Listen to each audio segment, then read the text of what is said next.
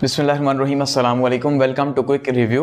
और quick review में current affairs की सीरीज़ के अंदर आपका वेलकम है। और करंट अफेयर्स में हम बात करने जा रहे हैं जी जो OIC की इमरजेंसी मीटिंग हुई है, ठीक है, हानिया के असैसिनेशन के बाद, उसके ऊपर बात करेंगे और देखेंगे कि क्या वहाँ से कोई सॉलिड जो है वो रिस्पॉन्स जनरेट हुआ है या ये OIC की मीटिंग भी जैसे पहले वाली OIC की मीटिंग से सिर्फ एक दिखावे की मीटिंग थी और इसके ऊपर कोई भी रिस्पॉन्स जनरेट नहीं हुआ। ठीक है, तो इसको डिस्कस करेंगे। आपको पता है कि भाई जो इब्राहिम हानिया हैं, इनको ईरान के अंदर जो है वो शहीद कर दिया। तो इसके ऊपर अब ये कहा जा रहा था कि ईरान जो है वो आगे से रिटेलिएट करेगा और रिएक्ट करेगा। ऐसे ही है कि ईरान जो है वो कहा जा रहा था कि भाई 24 से 48 घंटों के अंदर आगे से रिस्पांस देगा, जिसके ऊपर अमेरिका ने भी रिस्पांस दिया। और उसके बाद जो है हमने देखा कि भाई OIC की मीटिंग का कहा गया कि भाई ऐसा करते हैं कि OIC की मीटिंग बुलाते हैं और ये जो इनकी असैसिनेशन है इब्राहिम हानिया की ईरान के अंदर, इसके जो ग्लोबल कॉन्टेक्स्ट के अंदर, खास करके मिडिल ईस्ट के जो रीजनल इंपैक्ट है इसका, वो क्या हो सकता है उसको यहां पे डिस्कस करेंगे। यानी कि सबको ऑन बोर्ड लेना, मुस्लिम कंट्रीज को, कि भाई देख लो कि क्या हो रहा है और अब क्या मैं रिटेलिएट करूं या ना करूं। तो आप ये समझ सकते हैं। ठीक है, तो ईरान के लिए भी एक वे फॉरवर्ड था कि क्या वो अटैक करेगा या नहीं करेगा। और दूसरा कि भाई जैसे कहते हैं ना, बड़ों को जो है वो सबको साथ लेके चलना कि भाई क्या हो रहा है, ताकि वो कल को ये ना कहें कि मुझे बताया नहीं था। तो इस तरह की एक मीटिंग हुई है इमरजेंसी।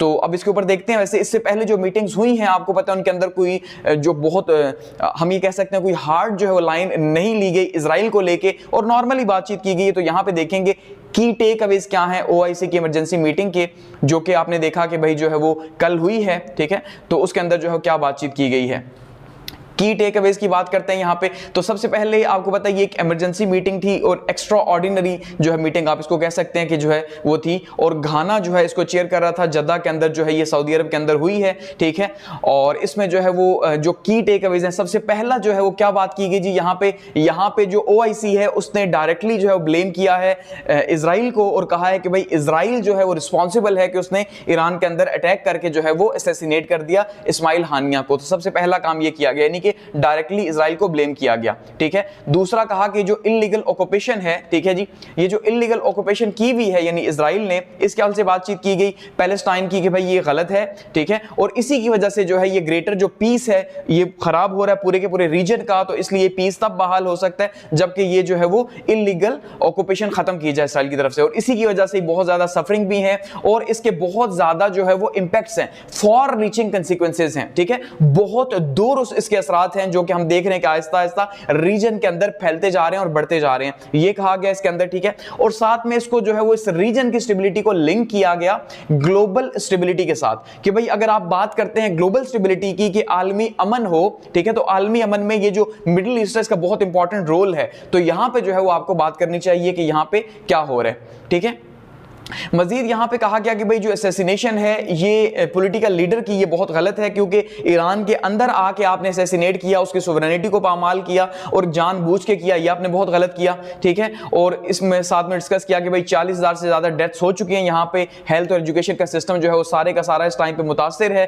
गजा के अंदर कोई सिस्टम नहीं है, उसको कहा गया। और साथ में बताया कि भाई वहां पे डिस्ट्रक्शन है, ठीक है, और वहां पे फैक्ट्रीज वगैरह या फार्म्स वगैरह कंप्लीटली तबाह हो चुके हैं और ह्यूमैनिटेरियन क्राइसिस हैं। ठीक है, ये वहां पे बातचीत की गई है। अब ये वो बातें हैं जो ऑलरेडी जो है वो जिक्र हो रही हैं, ये हमें पता है ऑलरेडी, लेकिन इन्हीं को दोबारा से वहां पे रिपीट किया गया। साथ में कहा कि भाई रेडिकलाइजेशन की जो फीलिंग्स हैं, ठीक है, जो इंतहा पसंदी की फीलिंग्स वो बढ़ती जा रही हैं इनजस्टिस को लेके, कि भाई जो पूरी दुनिया है वो देख रही है कि इस्राइल इस टाइम पे जुल्म कर रहा है लेकिन वो उसको सपोर्ट कर रही है या उसको रोक नहीं रही। ठीक है, तो ये जो साइकिल ऑफ कॉन्फ्लिक्ट है ये बढ़ता जा रहा है आहिस्ता आहिस्ता और कोऑर्डिनेशन की जरूरत है यहां पे। ठीक है, इसाक डार साहब भी आपने देखा यहां बैठे हुए हैं, तो इसाक डार साहब भी वहां पे थे, पाकिस्तान को उन्होंने रिप्रेजेंट किया।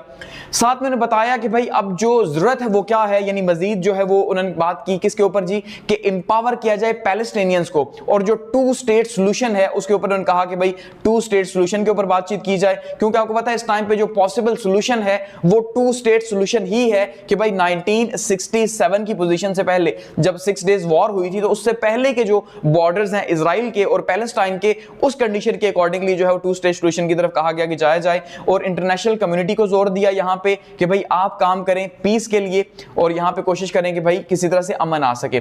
साथ में बातचीत की गई है कि भाई जो है हम ये चाहते हैं कि यहाँ पे एक पीसफुल सोल्यूशन हो और नेशनल सुवरेनिटी जो है उसका ख्याल रखा जाए, चाहे वो पैलेस्टाइन की है या चाहे वो ईरान के पॉइंट ऑफ से यहाँ पे बातचीत की गई है कि भाई ईरान के अंदर आपने उसकी नेशनल सुवरेनिटी को टारगेट किया और वहां पे जो है वो आपने अटैक किया, बहुत गलत किया। ह्यूमन राइट्स के हालात के ऊपर जो है बातचीत की गई है और कहा गया कि भाई ग्लोबल सिस्टम जो है उसके अंदर जस्ट जो है वो होना चाहिए, यानी कि उसके अंदर इंसाफ होना चाहिए, ये जुल्म है ये नहीं होना चाहिए। साथ में ओआईसी ने कंडेम किया जी किसको जी, ऑन गोइंग इजराइल एग्रेशन को, जाहिर बात है इन्होंने करना था, ठीक है, और वायलेशन ऑफ इंटरनेशनल लॉज को, कि बताया कि भाई जैसे आईसीजे की जो है वो इस टाइम पे वर्डिक्ट आ चुकी है इजराइल के हवाले से। साथ में जो है आपने देखा नेतन्याहू को वॉर क्रिमिनल कहा गया, उनकी कैबिनेट के 3-4 लोगों को कहा गया, उसके हवाले से यहां बातचीत की गई है कि भाई ये इंटरनेशनल लॉज की खिलाफ वर्जी हो रही है, लेकिन कोई भी इजराइल को पूछने वाला नहीं है और वो अपनी मनमानी कर रहा है। वो बातें जो पहले से हो चुकी हैं उसको ओआईसी ने दोबारा से जो है वो आप ये कह सकते हैं कि स्ट्रेस दिया उन्हीं बातों के ऊपर और बताया कि भाई जो रीसेंट इवेंट्स हैं, ठीक है जी, ये जो असैसिनेशन है हानिया की, ये जो आपने ईरान के अंदर की है, इससे क्या होगा, इससे टेंशंस बढ़ेंगी, पहला पॉइंट ये होगा।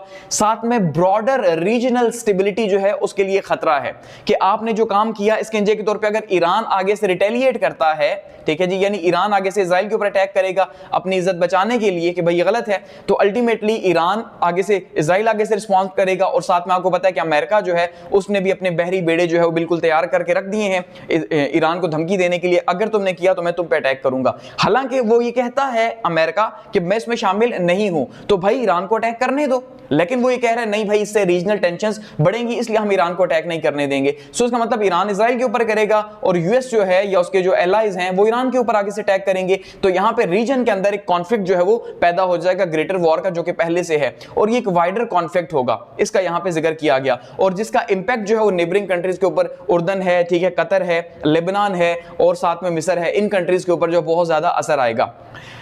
नेक्स्ट है जी इलीगल ऑक्यूपेशन ऑफ पैलेस्टाइन, इसके हवाले से बातचीत की गई और कहा कि भाई उनके लिए जो पैलेस्टाइनियंस हैं उनके लिए सफरिंग और इंस्टेबिलिटी है वहां पे, और पिछले जो है वो 70 साल से ऐसा ही हो रहा है, इसलिए उसके ऊपर जो है दुनिया को इस टाइम बैक करने की जरूरत है और वहां पे इमीडिएट जो है वो टेंशन की जरूरत है किसी तरह से। और ग्लोबल लीडर्स जो हैं उनको कहा गया कि भाई आप जो है वो सामने आए और ग्लोबल लीडर्स जो है वो अपनी एफर्ट्स जो है वो यहां पे प्ले करें और जो है वो को आगे से रीजन में फैलने से इन चीजों को रोका जा सके। ह्यूमैनिटेरियन क्राइसिस के हवाले से बातचीत की गई कि गजा के अंदर जो ह्यूमैनिटेरियन क्राइसिस हैं वो आहिस्ता आहिस्ता बढ़ते जा रहे हैं, वहां पे जो लोगों के हालात हैं, डिस्प्लेसमेंट्स हैं जो मिलियंस की तादाद में कहा गया कि भी डिस्प्लेसमेंट्स हैं, कैजुअलिटीज जो है वो 40,000 से ज्यादा हो चुकी हैं, तो इतनी ज्यादा अमवात, इतनी ज्यादा डिस्प्लेसमेंट, लोगों के लिए खाने पीने रहने को कुछ भी नहीं है, और आगे आपको पता है अब जब वेदर चेंज होगा तो वहां पे और ज्यादा क्राइसिस पैदा होंगे, तो इसलिए जो है कहा जा रहा है कि भाई ये बहुत ज्यादा कॉम्प्लिकेटेड रिकवरी है, ठीक है जी, तो इसलिए आपको इसके ऊपर काम करना चाहिए। अच्छा, इकोनॉमिक डिक्लाइन इन गजा के हवाले से बातचीत की गई कि भाई स्वेयर जो है वो डिक्लाइन हुई है क्योंकि सारा फैक्ट्रीज वगैरह तो सब तबाह हो गया वहां पे, तो उसके हवाले से कहा गया कि भाई वहां पे बहुत ज्यादा तबाही है बच्चों के हवाले से, और खास करके जो बड़ी उम्र के जो ये बुजुर्ग हजरात हैं उनके लिए बहुत ज्यादा सोशल इश्यूज पैदा हो चुके हैं, वहां पे सोशल क्राइसिस पैदा हो चुके हैं जो कि आहिस्ता आहिस्ता बढ़ते जा रहे हैं। साथ में कहा कि इंटरनेशनल कम्युनिटी जो है उसका जो रिस्पॉन्स है वो बहुत ज्यादा क्रूअल है, ठीक है जी, और बहुत ज्यादा इंपॉर्टेंट भी है क्योंकि आप देखिए इंटरनेशनल कम्युनिटी कोई रिस्पॉन्स नहीं कर रही, तो अब क्रूशियल यही है कि उसके ऊपर जो है वो ऑनगोइंग क्राइसिस जो है उसके ऊपर जियोपॉलिटिकल इंस्टेबिलिटी बहुत ज्यादा जरूरी है, अगर रीजन के अंदर नहीं होगी तो ये चीजें बढ़ती जाएंगी, ठीक है जी। और साथ में बताया कि भाई इंटरनेशनल लॉज की रिस्पेक्ट करनी चाहिए इजराइल को, और साथ सारे जो इंटरनेशनल एक्टर्स हैं उनको जो है वो आगे से रिस्पॉन्स करना चाहिए, ठीक है।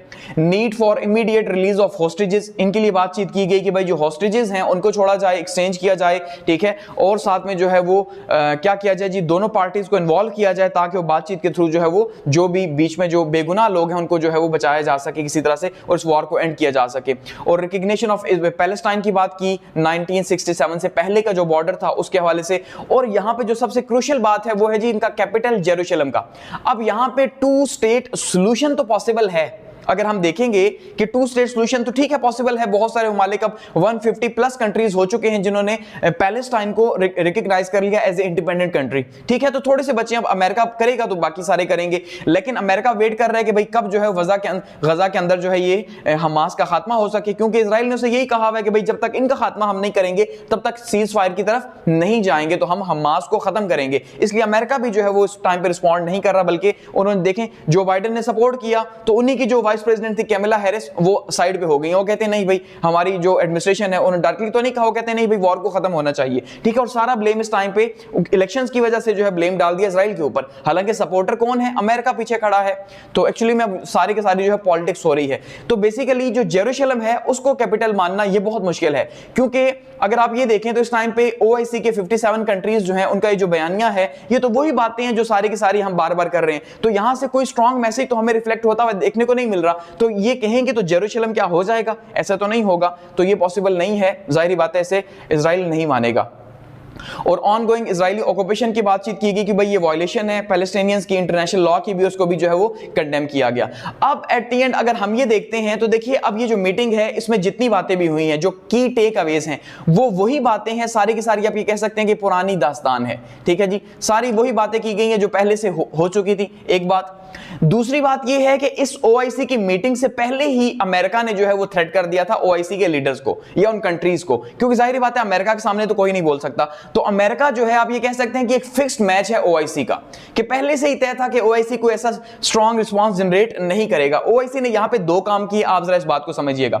पहला काम ओआईसी ने किया जी, ईरान को एक जो है वो सेफ साइड दी है, ठीक है, कि ईरान को वहां पे ये बताने की कोशिश की गई है कि भाई क्योंकि अब ये एक कलेक्टिव रिस्पांसिबिलिटी है तो इसलिए हम तुम्हें अलाउ नहीं करेंगे कि तुम अटैक करो। इससे क्या होगा जी, ग्रेटर रीजनल जो है वो इंस्टेबिलिटी पैदा होगी। अगर कोई करते भी हो तो कोई छोटे लेवल के ऊपर करो, बड़े लेवल के ऊपर उन्होंने ईरान को मना कर दिया। इसका मतलब ये है कि ओआईसी का पर्पस यहां पे क्या था, या आप ये कह लें कि शायद अमेरिका की ओआईसी थी कि उसको डर था कि ईरान कहीं जो है वो प्रेशर के अंदर आके रिस्पांस ना कर दे, तो बेहतर यही है कि ईरान को रोक दो भाई। और कैसे रोको? इन्हीं मुस्लिम कंट्रीज के थ्रू रोको कि कल को मुस्लिम कंट्रीज ने कह दिया कि अगर ईरान अटैक करता है, हमने तो कहा ना करे, तो इसका मतलब वो तब भी करेगा तो ना वेस्ट उसके साथ खड़ा होगा ना अपने कंट्रीज उसके साथ खड़े होंगे। तो ईरान क्या करेगा? तो ईरान के पास बहाना है कि भाई मैं तो देखो इसे ओआईसी के फोरम के ऊपर लेके गया तो उन्होंने मुझे जो है वो आगे से अटैक नहीं करने दिया। पहली बात, इसका मतलब ईरान के लिए जो है वो फेस सेविंग होगी।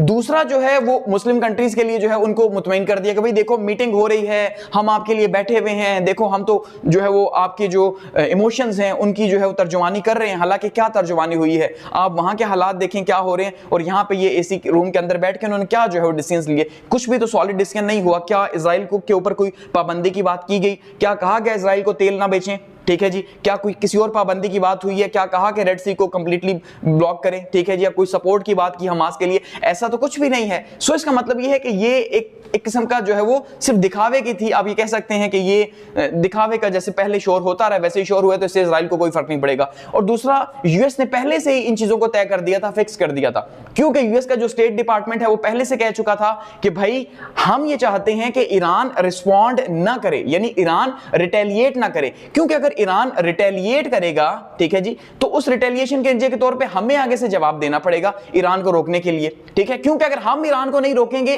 तो ईरान एक ग्रेटर कॉन्फ्लिक्ट बढ़ा देगा इस रीजन के अंदर और वॉर फैल जाएगी। इसलिए हम बहुत ख्याल करते हैं, ठीक है जी, अमेरिका ये बताने की कोशिश कर रहा है, इसलिए हमने अपने शिप्स यहां पे तैयार रखे हुए हैं कि ईरान अगर रिटेलिएट करेगा तो हम रिस्पॉन्ड करेंगे। तो उन्होंने पहले से एक मैसेज दे दिया था कि भाई कोई ऐसी स्ट्रांग जो है वो आपकी तरफ से स्टेटमेंट नहीं होनी चाहिए। तो ऐसी कोई स्ट्रांग स्टेटमेंट नहीं हुई है, और वही जो है वो कॉन्फ्लिक्ट ऑफ इंटरेस्ट जो है आपको यहां देखने को मिला। कि कॉन्फ्लिक्ट ऑफ इंटरेस्ट क्या है कि यहां पे जो नेशनल इंटरेस्ट है, अगर आप फॉरेन पॉलिसी में देखेंगे तो जितने भी मिडिल ईस्टर्न कंट्रीज हैं, इनके जो नेशनल इंटरेस्ट हैं वो इस टाइम पे डिफरेंट हैं। वो अमेरिका और वेस्ट के साथ हैं जो इनके नेशनल इंटरेस्ट हैं, जो कि रैशनल होते हैं, इमोशनल नहीं होते। और इमोशनली अगर आप देखेंगे तो अल्टीमेटली फिर उनके लिए प्रॉब्लम है कि वो पैलेस्टाइन को या गजा को सपोर्ट नहीं करेंगे, तो पब्लिक जो है वो नहीं मानेगी। तो इसलिए पब्लिक को मुतमईन करना था, वहां पे कर दिया, लेकिन जो नेशनल इंटरेस्ट है वो डिफरेंट है। सो इसका मतलब ये है कि यहां पे कॉन्फ्लिक्ट ऑफ इंटरेस्ट पैदा हो रहा है। एक ओआईसी का इंटरेस्ट है। ओआईसी का इंटरेस्ट क्या है जी? ओआईसी क्यों बनी?